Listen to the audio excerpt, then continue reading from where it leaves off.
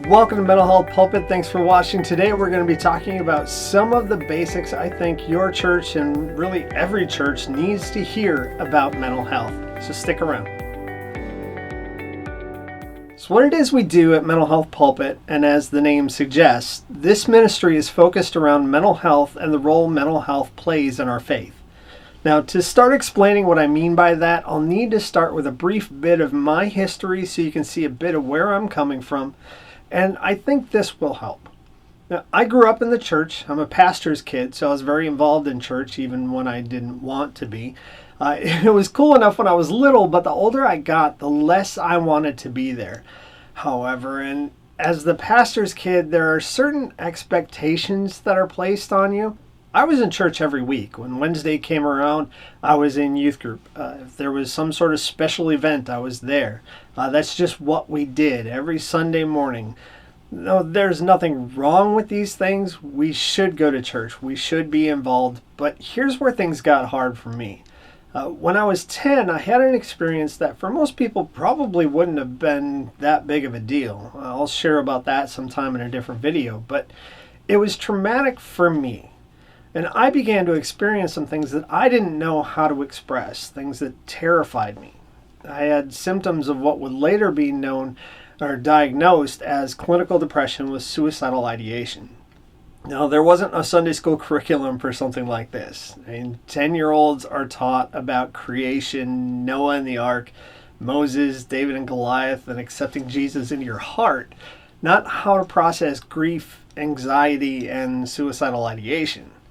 Now, in fairness, I was 10 years old back in 1985, so back then people didn't talk about mental health struggles, even outside the church, much less in it. It just wasn't something people did back then, or if they did, it was about someone who was in a hospital somewhere, and they were often at that point just kind of referred to as crazy people. That was the American culture. It was a culture that almost killed me. Well, over the years, my life began to unravel. I had a self-destructive lifestyle. Dangerous behavior was normal for me, and I turned to drugs and alcohol as a way to self-medicate. Now, I'm going to spare you all the gory details. I don't want to shock and awe you with my life. Let's just say I was a mess.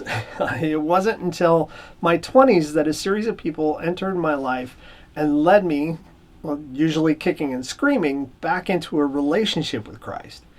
Now, while I had come back around to the idea of God being a part of my life, there was still a big hurdle. Like I said, I grew up in church.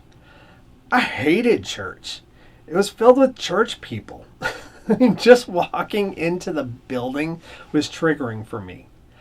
The churches I grew up with set the tone for what I was to expect. The church was going to be filled with hypocrites. And I'm not alone in this view.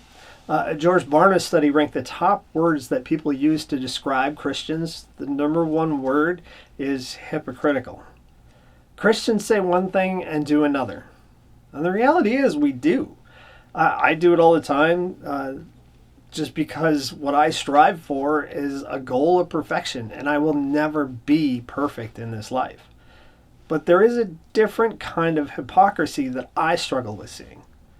And that was the hypocrisy of silence. And too often I would see people in church who seemed to have it all together, no problems in life, living the American dream, family was great, and everyone got along. I would leave the church thinking I was the only one who had anything going wrong in their life. I couldn't understand why I was such a screw-up. I couldn't understand what was wrong with me. So when I got back into church, there was something I needed to see. And that was that it was okay to not be okay. Colossians 2:13 says, "And you who were dead in your trespasses and the uncircumcision of your flesh, God made alive together with him." So I came back to life when I came back to Christ. But I needed more for this world. I was given life, but I needed to be shown how to live. It can be hard to find a safe place to learn that. So I had to hunt around for a church. And at first, I went to a church where a guy stood up in the middle of the service and told everyone there that if they smoked cigarettes, they would go to hell. Now, me being who I am, and at the time a 2-pack-a-day smoker, was very quick to stand outside the front door and blow smoke at everyone as they as they left. I was kind of a jerk. That's true. But eventually I found a place where I could be me. I found a pastor I was able to connect with, and he poured into me. He took the time to invest in me, and he helped me develop my gifts. It's because of him I have the ability to stand in front of a group of people or put up a video on YouTube and even do this. I mean, for instance, one of the things I struggle with because of my mental health is impulsiveness. My mouth sometimes works faster than my edit button does. He taught me how to stagger my speech a little bit to keep me from saying things that are really stupid. I still say things that are stupid, just less of the really stupid things. He taught me that my thoughts are not always accurate, and that's okay. When my brain tells me I don't matter, he didn't just tell me I was wrong. Instead, he showed me how God says that I do matter. He taught me that when my brain tells me things that are ugly, because it can get pretty dark in there, that doesn't make me a bad person. He showed me that I can still be a child of God and have a diagnosis. I'd like to say that life has been perfect ever since, but it hasn't. While my friend Jeff, he helped me do a lot of stuff, he mentored me into the faith, I still had other people who didn't agree with what I said I had going on in my head. I heard things like, a Christian can't have a mental illness. They're supposed to have sound minds. I was told that I just needed to have more faith and believe that God would heal me and I would be fixed, instead of holding on to this crutch that I'm hanging on to, as if anybody would choose this. Or my personal favorite was that some sort of foothold I was giving the devil, and if I didn't repent, this would never go away. I was given this long list of ways that I was failing and how my mental health struggles were my fault. Now, thankfully, though, I also had learned how to build a support system around me. And while the journey has had many ups and downs, including some very dark lows, I have been able to come through it because I have seen what a life that has healthy relationships can look like. I've had the opportunity to travel all over the country and speak to thousands of people about my journey, to talk about mental health, to share the love of God, and for that I am so grateful. And one of the things that opportunity has shown me is there is a strong need for people to have someone hear them and love them the way that I was heard and I was loved. It's become more common now for people to talk about mental health, but it's also common for people to get it wrong. And unfortunately, the church is often a place where getting it wrong is not only damaging, but the most damaging. Studies have shown the first place a person goes when they begin to struggle with their mental health is not a doctor or a therapist, it's the church. So I want us to be a safe place. So a couple of years ago, along with my wife's support, we decided to go out on our own and launch Mental Health Pulpit. And we began shortly before the pandemic started. Starting a ministry right before a pandemic is not something I would recommend, by the way. We were just getting going when things shut down.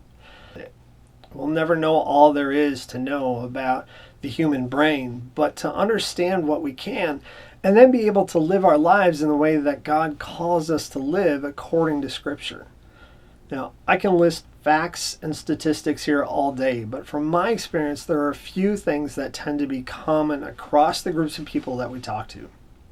Please keep in mind, none of these things are in any way meant to be accusatory, just common. So while I'm thinking about it, actually, if any of this rubs you the wrong way, or if you have your own thoughts to share on this topic, please get in touch. Comment below, email me at nate@mentalhealthpulpit.com. I'm not going to argue with anybody, but I will talk your ear off about this stuff. Or check us out at our website, mentalhealthpulpit.com. I'll leave a link in the video description and you can check that out later. The first thing I want you to know is that having a mental health struggle is not just a thing for non-Christians. 1 in 5 people have a mental health struggle right now. And that statistic doesn't change when we walk into a church. Having a mental health struggle is so common, in fact, we have a 51% chance of having a serious mental health struggle in our lifetime. that means we are more likely to develop a mental health struggle than to guess the heads and tails of a coin in a toss. And if you don't have a mental health struggle and think this won't relate to you, well, you know people who are struggling. And if you want to love your neighbor, which we should, right? This has to be something we think about. Second, it's okay that we don't have all the answers. We don't have to be doctors. I'm not asking the church to start treating people. I just want us to start out by being there for one another. The number one thing that holds people back from reaching out with their mental health is isolation. If a person doesn't feel safe in their community, they will not reach out to their community. If we don't know what to say, that's fine. Just be willing to listen. And let people know you are willing to listen. This level of honesty and humility it takes to say, I don't know what to do here, but I don't want you to do it alone. That can be life-changing. Let them know you are someone who isn't going to judge or try to fix them. In church, we refer to ourselves as family. In a healthy family, people are there for each other. Now, this next one can be hard, and it's a place I tend to lose a couple people when I talk about it. Sometimes a person with a mental health struggle needs to see a mental health professional for professional help, and that's okay. Have you ever heard, I just needed to read the Bible more, I need to pray more, I need to do XYZ Christian-y thing more so all of our problems will go away? I mean, yes, I should read my Bible and pray more. Everybody should. But just because my mental health struggle doesn't resolve itself doesn't mean that there isn't enough faith. It means there is something going on beyond spiritual warfare. Sometimes we need to seek professional help for our mental health. God gave us science and medicine, and God gave us the ability to learn the benefits and techniques of talk therapy. God gave us the wisdom to understand the importance of healthy nutrition. These are things that we can get from outside the church walls, and we need to not be afraid of that. Sometimes that even includes medications. Please hear me on this. Medications are not some easy fix or a crutch for laziness. That's not how they work. Finding the right medication with the right dosage can take a long time, and then transition can be very difficult. Mental health medications are not a crutch for the weak. Look, I'm a recovering addict. These aren't those kinds of drugs. This is easier to wrap our heads around when we recognize that mental health struggles are not a sin. There's a story in John 9. Jesus is walking around with his disciples, and his disciples ask him, they say, Rabbi, who sinned, this man or his parents, that he was born blind? Because they see a blind guy standing at the gate. And Jesus answered, it was not that this man sinned or his parents sinned, but that the works of God might be displayed in him. Now, just because we have something going on that we don't want happening doesn't mean that that thing is from sin. Sometimes our organs don't work the way that they should. Our minds are an organ. My mental health struggles led me to abusing drugs and alcohol, which is sinful behavior. But that was a way of trying to cope with my struggles. We shouldn't confuse sinful behavior with a diagnosis. They are different things. And for those of you who are convinced that we are confusing mental health struggles with demons and the demonic, here's something I want you to consider. I believe in the demonic and the devil and all of that. But if that's what's going on, as a believer, that's easy. You pray about it, done. God is bigger than anything the devil can throw at him. If you know who you are in Christ, there is no reason to be afraid about the devil pulling every string. It's a broken world we live in. Stuff happens. Instead of trying to condemn the sin in the heart of some person who's struggling, maybe look at it as an opportunity to come alongside someone and see God's work displayed. And lastly, a person is never defined by their diagnosis. One of the more common objections I hear for seeking out mental health support is a fear of being labeled. Whether it is not wanting to be called crazy or just not wanting to have to carry around a diagnosis for the rest of your life. Now, what's hard is that as people, we like to have categories for things. We can understand the things we place in these categories better, so we fear them less. We run to some things and run away from other things. Categories are ingrained in us. Think about the last time you had someone describe themselves to you, or when you have described yourself to someone else. We say things like, I'm a husband, I'm a mother, I'm a student, I'm a doctor, a teacher. We use labels and we let those labels define us. But nobody is just a mother, just a teacher, just a whatever. Our value comes from the one who created us. God put us on this earth to be extraordinary. Now that manifests itself in different ways in each person when we're living out our purpose. But the only way we are going to see that is to view each other the way that God views us. We need to see ourselves and we need to see each other as valued. If we understand our value, if we know that we matter, if we know that we have a purpose for our lives, then all the diagnoses in the world can't change our identity. Then we can see how valuable we really and truly are. I have clinical depression. I have anxiety. I have borderline personality disorder. I have a complex post-traumatic stress, but they are not who I am. I am loved by God. And you are too. Not just your body or your spirit, but also your brain. All of you. No matter what. You need to know that.